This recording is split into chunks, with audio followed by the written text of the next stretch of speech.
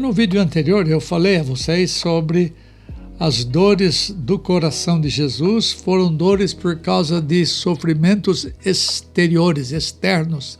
As dores que vieram a ele porque botaram o seu corpo sujeito a surra, a murro, a tapa. Os homens foram violentos com a sua natureza física.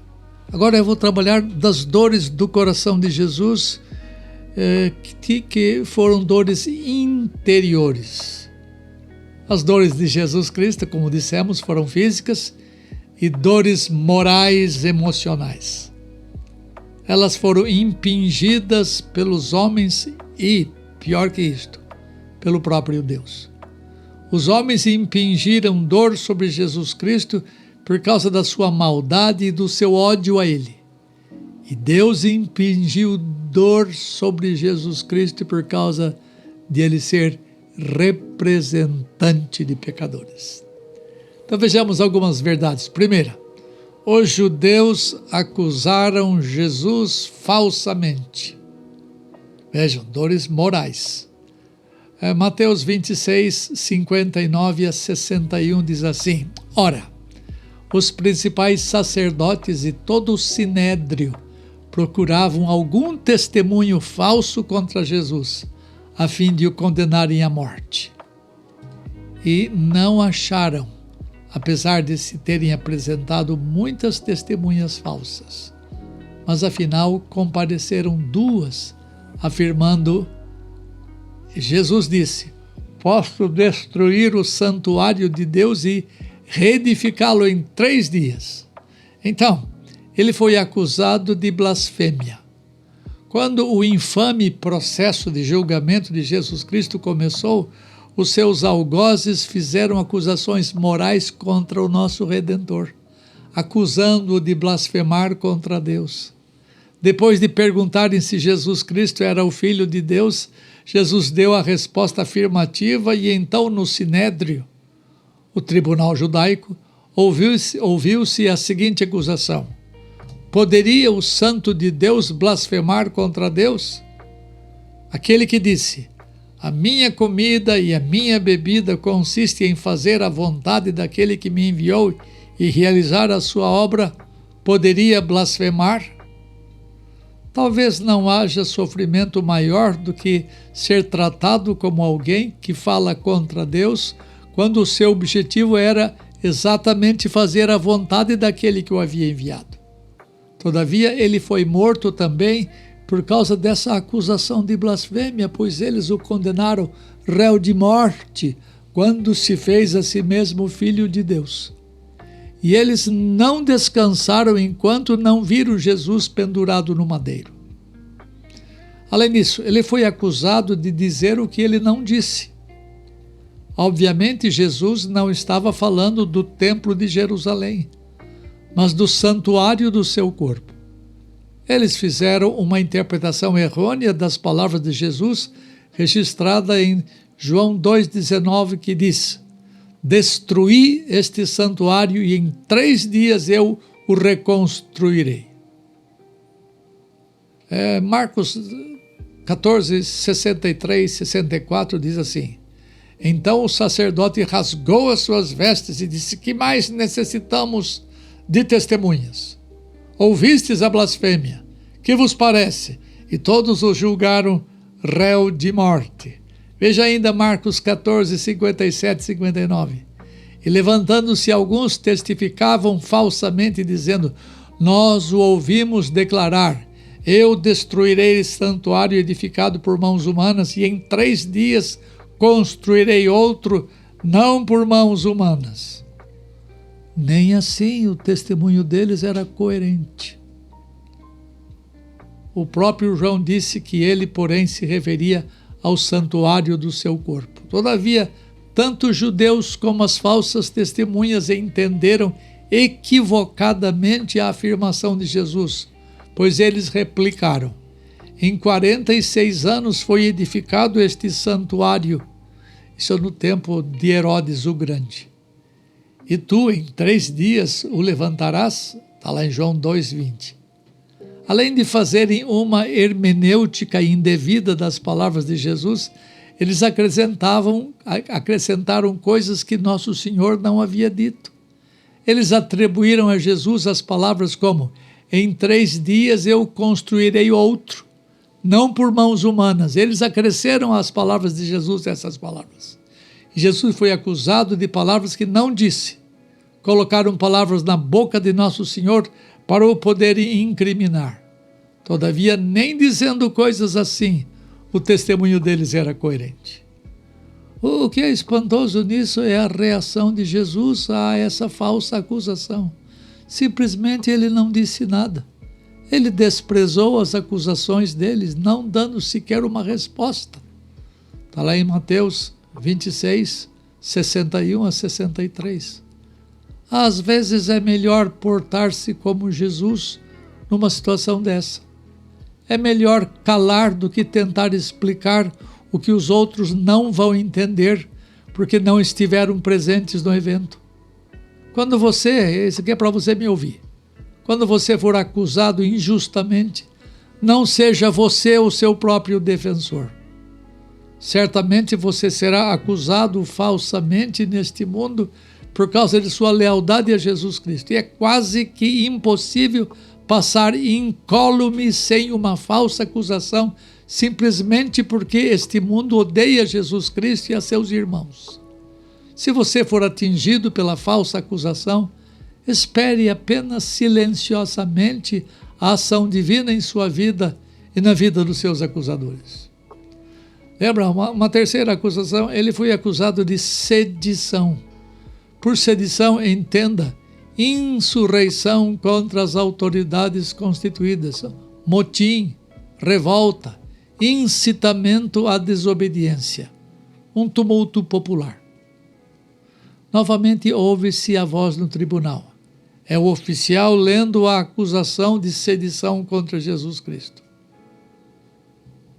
A quarta coisa, ele foi acusado de perturbação da ordem pública.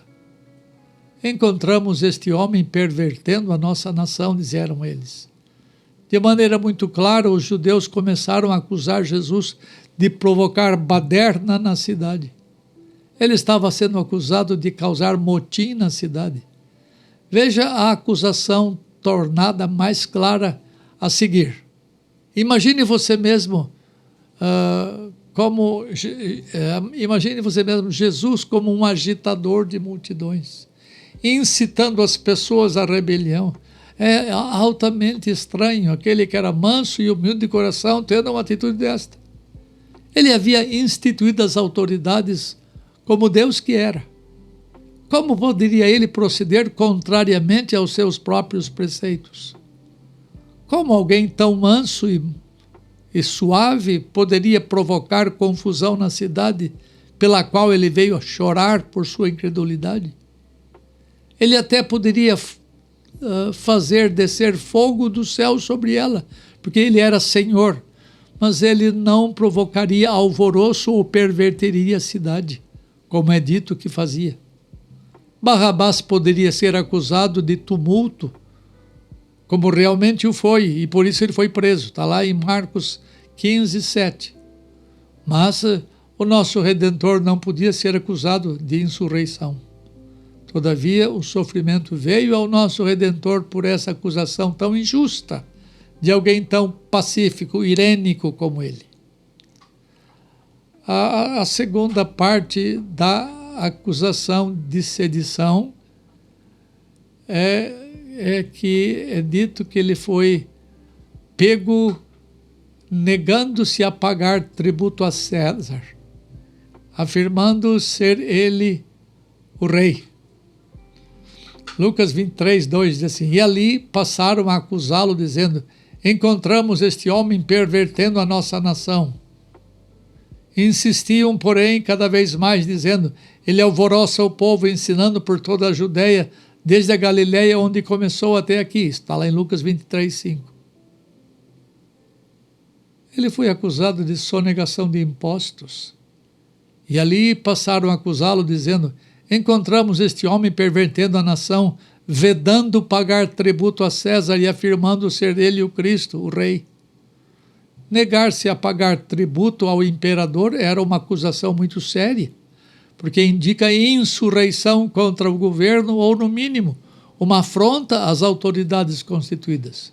Como não havia os computadores para registrar o pagamento feito pelas pessoas, os judeus maldosos aproveitaram-se da oportunidade para acusá-lo deste crime, considerado muito sério pelas autoridades romanas. Esta segunda acusação de sedição é menos grave do que a terceira, mas é muito dolorida. Como poderia ser acusado de sonegação de impostos aquele que tão sabiamente ensinou o pagamento de impostos? O texto de Mateus 22, 15 a 22, revela cristalinamente o ensino de Jesus sobre o pagamento de impostos. Os judeus sempre armaram ciladas para Jesus cair. Dessa vez, armaram a cilada contra ele com relação aos impostos. Queriam surpreendê-lo em alguma palavra. Queriam que ele tropeçasse para poderem ter algo de que acusá-lo. Porém, ao ser perguntado se era lícito pagar tributo a César, Jesus, com grande sabedoria, pediu uma moeda. E ele mostrou na moeda de um lado que estava escrito César. Ele disse: olha, aqui está aqui, ó, dai a César, pois o que é de César. Esta foi a resposta da lei, resposta legal. Ele aprovava o pagamento de impostos. Mas, além disso, deu-lhes uma resposta que mostrava a violação da lei divina que os judeus estavam cometendo. Então disse-lhe Jesus: dai a César o que é de César. Ok, mas não se esqueçam de dar a Deus o que é de Deus.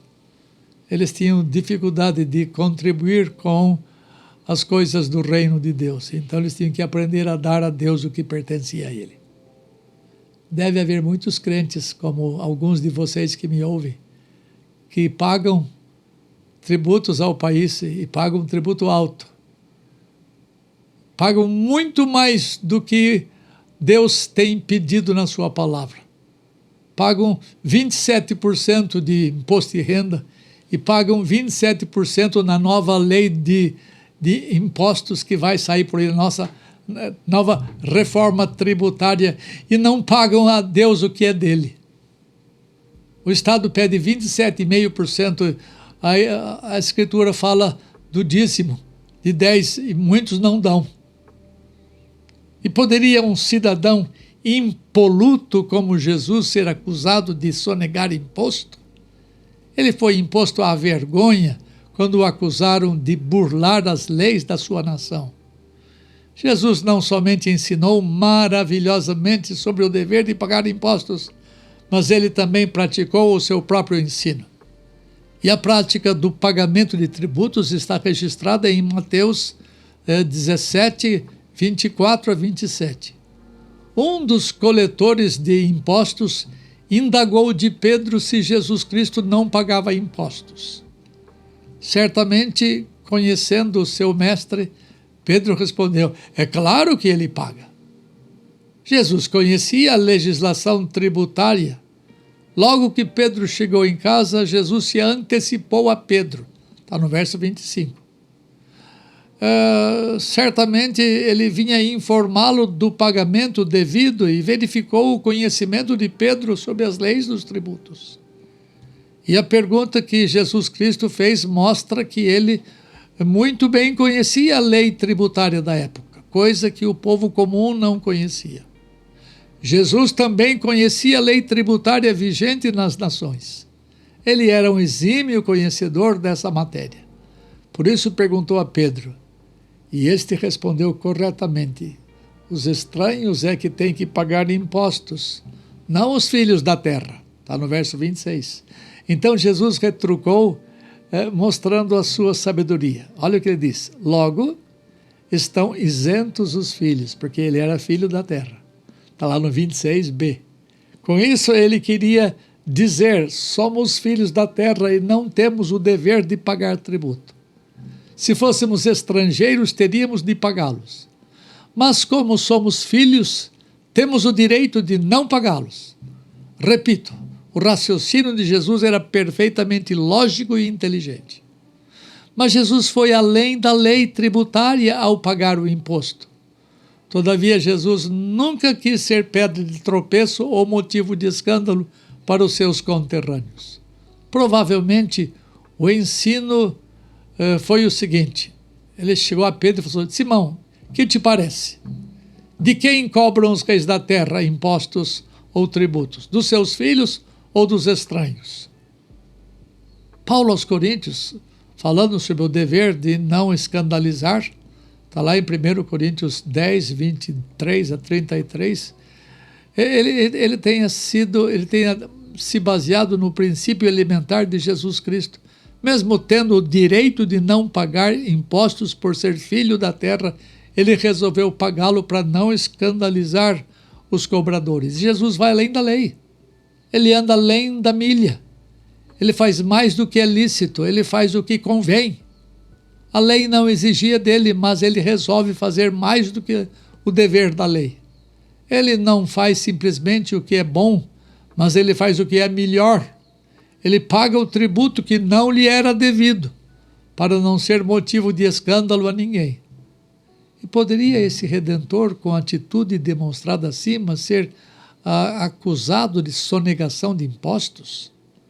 No entanto, ele foi condenado desse tipo de sedição, acusado desse tipo de sedição e acabou sendo crucificado pelas vergonhosas acusações que nunca foram provadas.